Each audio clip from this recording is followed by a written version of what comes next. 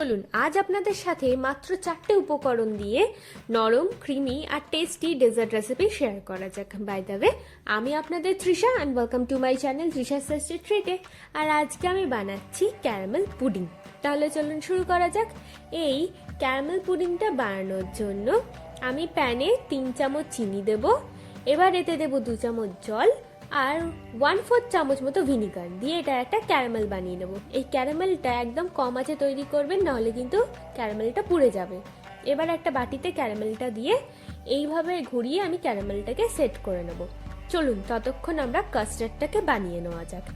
এই কাস্টার্ডটা বানিয়ে নেওয়ার জন্য আমি প্যানের মধ্যে 1 কাপ দেব দুধ, দেব 1 চামচ চিনি আর দেব 2 চামচ মতো কাস্টার্ড পাউডার। এবার ভালো করে আমরা এটাকে মিশিয়ে নেব। মিডিয়াম আঁচে রেখে এটাকে কন্টিনিউ নাড়বেন, তাহলে দেখবেন আর ডালা ডালা মতো পাকাবে না। দেখুন এটা গাঢ় মতো হয়ে গেছে আর আমাদের কাস্টার্ডটা একদম রেডি। এবার বাটির মধ্যে আমি কাস্টার্ডটাকে দিয়ে দিচ্ছি, দিয়ে এটাকে 3 ঘন্টার জন্য ফ্রিজে রেখে দেবো যাতে কাস্টার্ডটা সেট হয়ে যায়।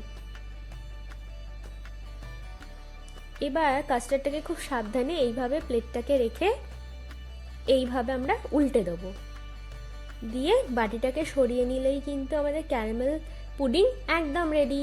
আমার ভিডিওটি যদি আপনাদের ভালো লেগে থাকে তাহলে প্লিজ একটি লাইক করবেন, প্রচুর প্রচুর শেয়ার করবেন আর এরকম আরও ভিডিও পেতে আমার চ্যানেলটিকে সাবস্ক্রাইব করবেন। নমস্কার।